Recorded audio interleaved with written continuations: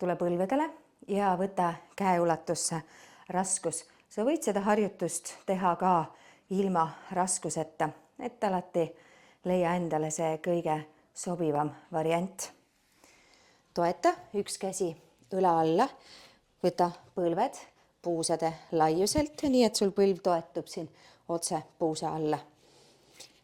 Võtad ühte kätte raskuse, nüüd seesama käsi, tood raskusega siia keha juurde, nii et sul küünarnukk on siin roiete lähedal.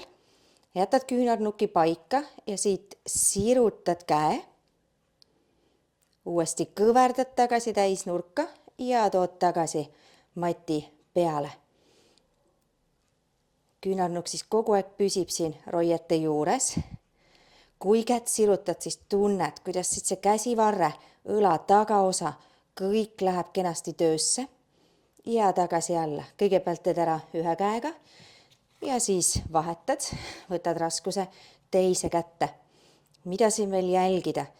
Kogu aeg hoia naba sees, et sul alaselg ei vajuks ära nõgusaks ja siit tugikäe õlast samuti jälgid, et sa ei vaju ära, vaid lükkad ennast siit õlast kogu aeg üles lae suunas.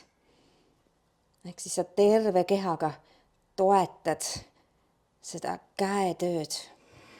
Hingad sisse, välja hingates sirutad.